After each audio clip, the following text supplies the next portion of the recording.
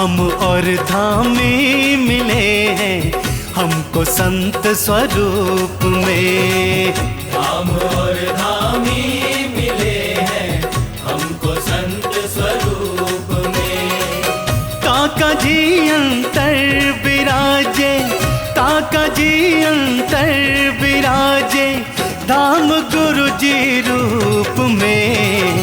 धाम और धामी मिले हैं हमको संत स्वरूप में। धाम और धामी मिले हैं हमको संत स्वरूप में।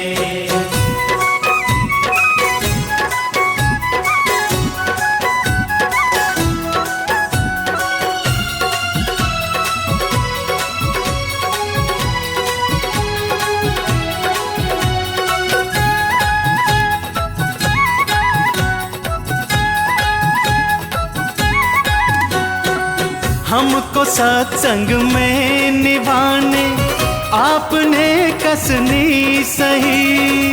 हमको सत्संग में निभाने आपने कसनी सही। परवरिश कर जीव की और कभी जताया कुछ नहीं। परवरिश कर जीव की और कभी जताया कुछ नहीं। प्रत्यक्ष दिव्य प्रभु मिले तुम, प्रत्यक्ष दिव्य प्रभु मिले तुम, रहते जो सेवक रूप में। धाम और धामी मिले हैं हमको संत स्वरूप में। धाम और धामी मिले हैं हमको संत स्वरूप में।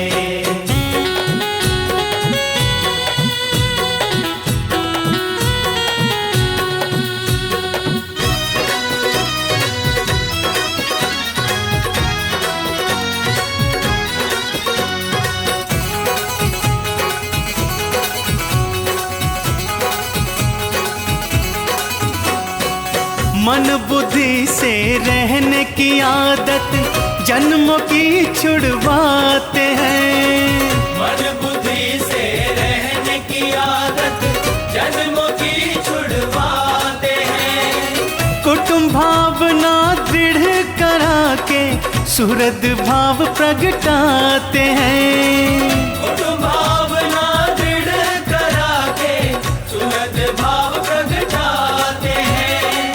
भेद दृष्टि समूल मिटा के, भेद दृष्टि समूल मिटा के बांधते एक डोर में। धाम और धामी मिले हैं हमको संत स्वरूप में। धाम और धामी मिले हैं हमको संत स्वरूप में।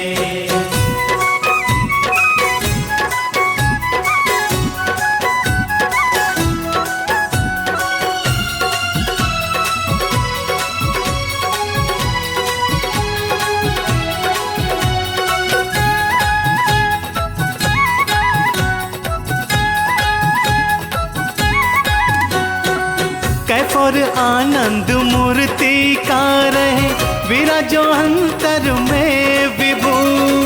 कैफ और आनंद मूर्ति का रहे विराजो अंतर में प्रभु। संत गुणातीत भाव वाले हमें बनाओ हे प्रभु।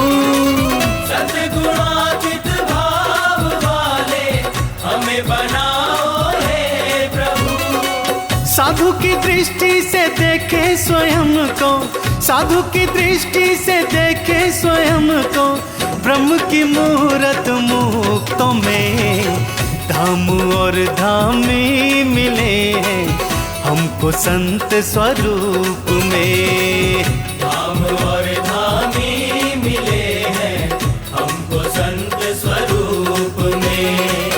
काका जी अंतर विराजे, काका जी अंतर विराजे धाम गुरु जी रूप में। धाम और धामी मिले हैं हमको संत स्वरूप में।